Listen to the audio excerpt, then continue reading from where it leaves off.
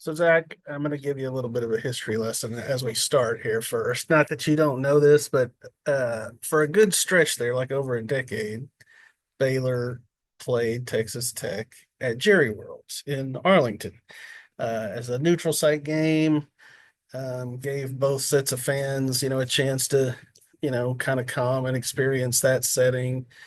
Um, However, if Baylor's trips to Lubbock keep going like the last two have gone, I suspect they'll just keep this series home and home forever. I mean, Tech's probably like, can we go back to Jerry World? Right, Yeah, exactly, right. No, exactly. absolutely right. I mean, what a stunner for the Bears.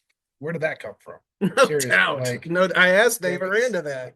we saw. I think at times we saw one quarter against Iowa State. We saw two quarters against BYU. We saw two quarters against Air Force, and maybe three against Colorado. But this was truly Four four quarters. quarters Yeah. of the best football Baylor has played in A a long while. time. Yeah. And it's just they were pretty much from the jump. They were pretty much unstoppable. Yeah, and I want to zero in on something that Dave talked about as well, and you and I noted it at the time, but to me, the defining moment of the game, and ultimately what may end up defining this season, because to me this was a game that completely changed things for Baylor and just the whole vibe and everything. Everything. Yeah. Yes, changes everything. That was the gist of my column right there. Uh, but they score at the end of the first half to go and take a 10-point lead in the halftime. And you're feeling good. You got a little momentum. And guess what? We get the ball first to start the second half. So Baylor's like, oh man, we can, Pile it on. yeah, we can pile it on. And instead they go three and out. And then the defense, as Dave kind of called it, they were out of alignment on some Yep. stuff, and Tech, boop boop boop down the field, and they score on a Taj Brooks, Taj Brooks cut it to 3 points. yeah, 24-21. And okay, now it's gut check time, Yeah. and we've seen this before. And Baylor, in those gut check moments, is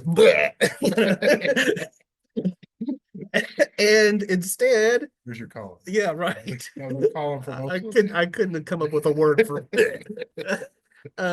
instead they put together just a great drive, go down and score, and that's the start of 28 unanswered. I mean, yeah, you just said it. Not to like, yes, that was it. That was when the flip or the switch Hmm. flipped. But I mean, they did that four straight times. Sawyer Yeah. Robertson threw after that, after Tech cut it to three, Sawyer threw four touchdowns on four straight drives Mm. to three different receivers. And it was just like just a master class in, I'm gonna punch you in the face, but I'm gonna punch back even harder. Mm. And it was just repeating, just punching. Yeah, and I mentioned to Dave after the game, I said there was a lot of fingerprints on this game ball because Um, there was a lot of starring performances. I mean, to me, it was just a total team dominant win because you had offense just zipping it around, both running and passing. The special teams made some big, big plays, including Josh Cameron almost taking it to the house. And another play that looked like it was going to go to the house on a fumble return, but I guess you can't return that. We need to look up the rules. Yeah, I think yeah. Whatever.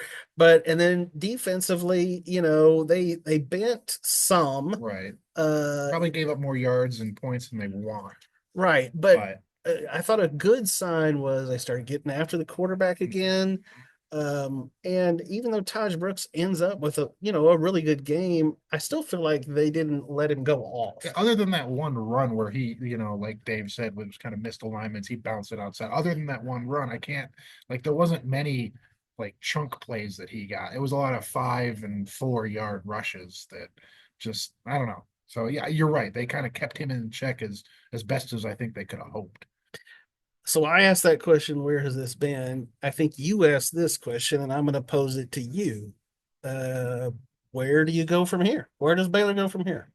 Part of me, I don't want to take this for granted. Like I've seen, I know I've only been here a year and a half, but like I've seen where Baylor has one good thing happen and then they kind of immediately revert back to Mm-hmm.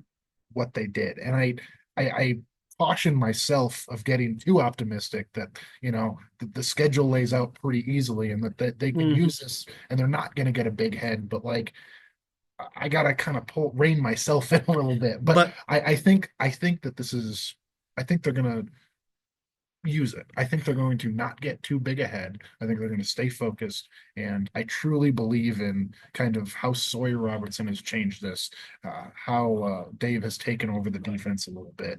And I do actually believe what they're saying when they say, we see the potential and we can do it. And I think they're going to do it. well, they flipped me because I've been negative before and I've Right. been negative this season, and here's what I'll say. I mean, I say I agree with you that they can't, let this go to their head and all of that.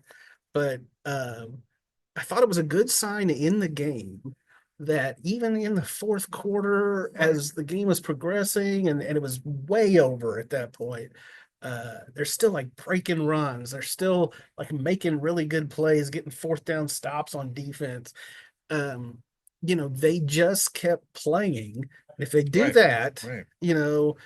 oh, I say because of this game today, they go bowling for sure. I agree. Um, and beyond that, I mean, I think then you build toward next year. But uh, you know, a, a bowl win saves Dave Aranda's job, and I mean that didn't look like that was going to happen just a week ago This or a couple was weeks ago. completely out of and you're right about them not giving up like DeQuan Finn, who at this point is, the backup. He Mm-hmm. came in as the starter, he came in Mm-hmm. as the savior. I mean, he had the run that was reminiscent of the first game against Tarleton State. And it's Sure. just, it was good to see it was a complete team win. And that's what Baylor needed in a moment like this. And I mean, I mean, I said it in my column. I think you won your fan base back. Yeah. Yeah. Well, I'm not saying everybody is going to be drinking the Kool-Aid, but um, I think if they'd have come out here, and especially if the game hadn't been close, but I think your homecoming crowd would have been, pretty Right. dead. Right. Now, you got a little more buzz again, and you're moving in the right direction. And I think Sawyer mentioned it a couple times. He mentioned Spav, this being his first year and taking some time to maybe get acclimated a little bit. And that offense was fun to watch. Mm. Like it was entertaining. So if you want to come out and be entertained, maybe Baylor is entertaining, which, I know they were running some wide zone, which might get some flashbacks to last year. But That was funny way that Dave mentioned that. all I could think of was Jeff Grimes. Yes, yes. That play worked though, so Yeah, it did. whatever. Whatever. Oh boy. It's good every once in a while. Yeah, absolutely. Well, it was fun to see. An impressive performance. Equally probably as stunning as 2022. So Yeah. we'll see what 2026 holds for Baylor in Yeah. Lubbock. I don't know the schedule off the top of my head. Yeah, but anyway. All right. Thanks for watching.